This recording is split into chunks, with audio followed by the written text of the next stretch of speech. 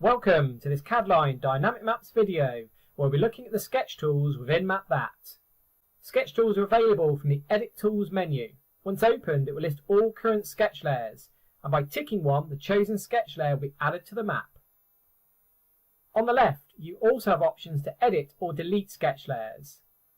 Let's hide our current sketch layer and then choose the plus button to create a new one, giving the layer a name and pressing OK to create the new sketch layer. Let's now navigate in the map to where the sketch layer will be drawn. Sketch tools have options for creating new points, lines and shapes. In addition, there's a series of edit tools for moving, reshaping and deleting sketch features.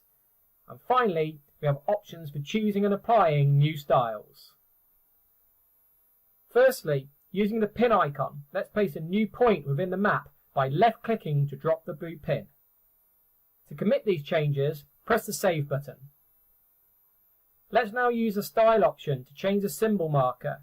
Using the pin icon list, we can choose from a series of predefined icons for an image that fits our sketch. For example, picking a park icon. Then use a paintbrush and select your pin marker in the map to activate the style change, remembering to press the Save button to commit the change. Next, let's zoom out, and then from the Edit tool options, we'll use the Move button to pick the point up and relocate it to a new position in the map. Again, once replaced, press the Save button. Let's now use the Draw Line tool to create a line feature in the sketch. Left-clicking to start the line, left-clicking for each change of direction, and then a double left-click to finish the line. Once completed, a red line is drawn in the map, which we'll save. Again, using the Style options, we'll change the stroke colour and fill of the line from red to blue, and then applying a line thickness value of 3. Let's now choose a paintbrush, and clicking on the line, the map will update so our line is now blue. Remember to press the Save button as we go. If you've drawn the line incorrectly or wish to change it, choose a Reshape Scissors tool, and then on the line you can click and drag to move each vertex to a new location and reshape as needed. Once you've reshaped the line, press the Save button to commit the changes. Next, we use the Draw Polygon tool to create a shape in our sketch layer. Let's create a polygon around this recreation ground by left-clicking to start the shape, left-clicking to change direction, and panning and zooming will increase the accuracy of our drawing. If we now left-click on the start point, the new polygon shape is created. Let's ensure we press the Save button as we continue.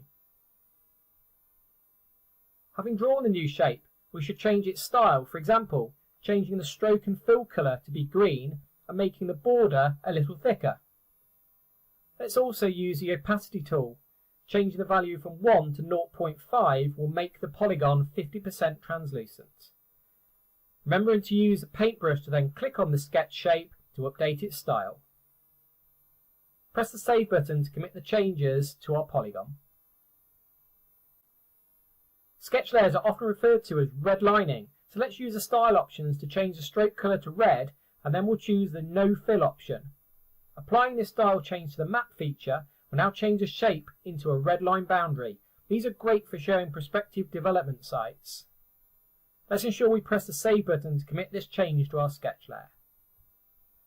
Next, we'll add a label to the map, but let's first use the Style options at the bottom to choose our label style. For example, let's make the stroke and fill black so we have a black label.